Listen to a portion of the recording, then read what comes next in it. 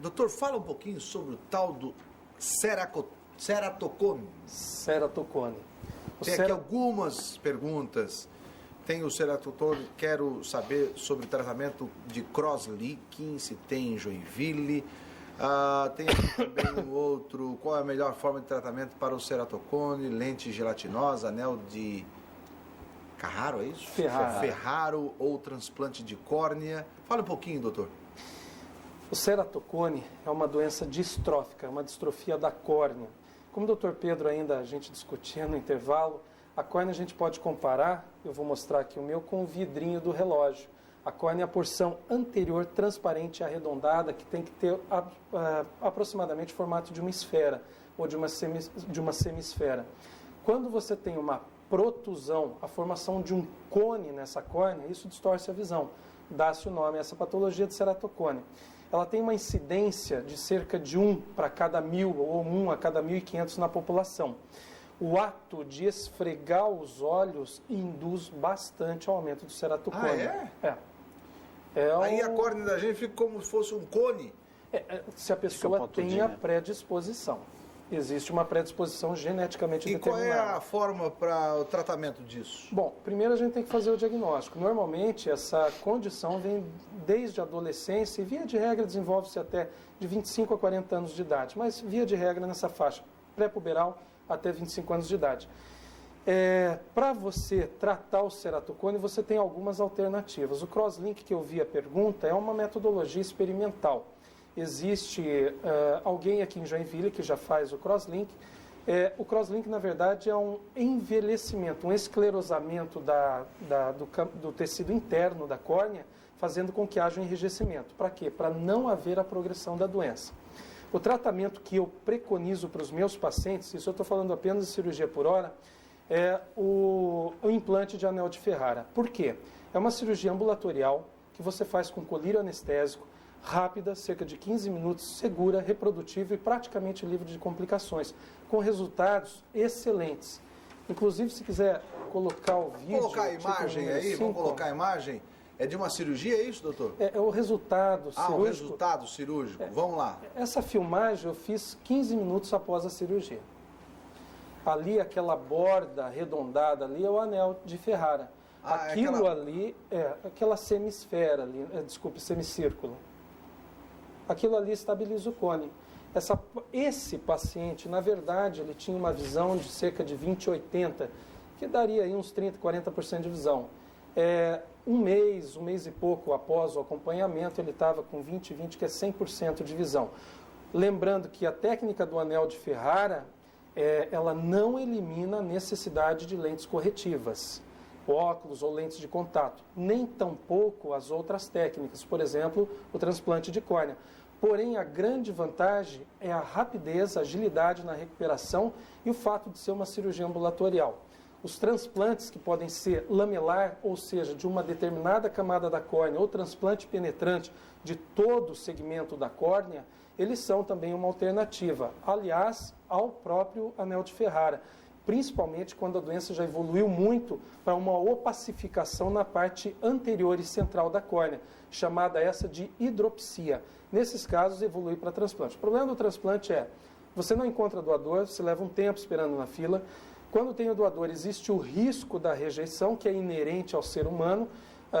Você tem uma cirurgia a céu aberto, mais complicada, com vários riscos.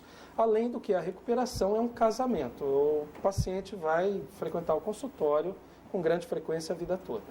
Quando estou com a vista relaxada, meu olho direito entorta, o que é isso? Qual o tratamento? Chama-se estrabismo intercorrente. O estrabismo intercorrente, ele vem por uma divergência, na verdade, da musculatura dos olhos. Depende do nível de gravidade. Você normalmente faz uma fisioterapia em casa chamada exercício ortóptico, que não vai curar, vai melhorar, atenuar essa situação.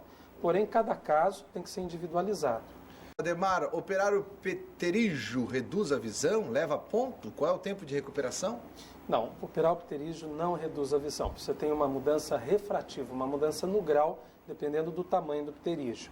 Sim, vão pontos, porque como a gente explicava anteriormente, no bloco anterior, você tem um recobrimento da conjuntiva. É doloroso normalmente não no ato cirúrgico. O ato cirúrgico em si é muito tranquilo mesmo para o paciente, que é leigo e sente aquele pavor dos instrumentos se aproximando dos olhos. Todavia, dependendo do índice de gravidade, o quanto esteja enraizado o pterígio, ele pode ser doloroso nas primeiras 24 ou 48 horas de recuperação. É aquilo que eu falava inicialmente, quanto mais avançada a patologia, pior o tratamento. Sou portador de retinose. Há alguma novidade sobre o tratamento dessa patologia? Não, a retinose pigmentar, infelizmente, evolui a partir da segunda, terceira década de vida com grande intensidade e existe uma redução significativa da visão, mas ainda não há nada nesse sentido. Acreditamos, especulando um pouco, que a engenharia genética venha a ser uma das soluções futuras para esse tipo de problema. Pergunta: sinto muita dor de cabeça quando exijo certo esforço de visão. Pode ser um problema de visão? Pode ser aquele problema acomodativo que eu citava anteriormente, que o Dr. Pedro também chegou a citar, dos óculos aspas de descanso. Quando eu fui renovar o meu CCF para pilotar, deve ser o brevet, a médica da aeronáutica disse que eu posso ter glaucoma e me indicou a procurar um oftalmo. O que devo fazer? Procurar oftalmo imediatamente, porque provavelmente ou ela identificou um aumento da pressão ocular ou lesão de nervo óptico, ou até ambos, o que aumenta muito mais as chances de estar desenvolvendo a patologia. Doutor Ademar, eu tive conjuntivite hemorrágica. O doutor falou que prejudicou a córnea. O que eu posso fazer? Na verdade, eu acho que tem que usar lubrificantes, que são as lágrimas artificiais, e fazer o acompanhamento. Se houve um acometimento grande da córnea e foi apenas uma conjuntivite, isso aí vai passar. Aqui tem uma pergunta, tinha uma pergunta aqui que eu agora me lembrei. A pessoa fica com uns pretinhos indo e vindo assim na vista, é alguma coisa, não? Vulgo moscas volantes, tem o nome técnico de miodopsias. Elas nada mais são do que degenerações de um líquido gelatinoso chamado gel vítreo que há dentro dos olhos. Você vai enxergar essas manchas quando dá ocasião de olhar para superfícies, paredes brancas ou superfícies de alta refletividade. Na verdade, você nem chega a ver as manchas, você vê a sombra delas refletida no fundo dos olhos. Normalmente não, são inócuas e vão acompanhar você a vida toda e podem inclusive crescer. Evitar a luz ultravioleta, como o Dr. Pedro estava falando, é uma das medidas preventivas, e não esfregar os olhos. Eu tenho catarata, doutor. Eu vou fazer a cirurgia, mas me falaram que pelo SUS a lente é muito ruim. É isso, não? Olha, se enquanto eu estou falando pudesse passar o vídeo também de catarata, vamos ver eu acho qual que seria uma boa. Lá. Qual o número do título? Número 2, eu acho número que é. 2, Bom, então a catarata é a opacidade daquela lente que nós citávamos que existe dentro dos olhos, o cristalino. Quando você faz a cirurgia, via de regra, faz-se a facoemulsificação. A facoemulsificação, através daquela microincisão que eu explicava nos blocos anteriores, por aquela microincisão de 2,7 milímetros, você vai fazer toda a cirurgia, tanto a retirada da catarata, do núcleo da catarata, quanto a colocação da lente. Então, uma lente dobrável.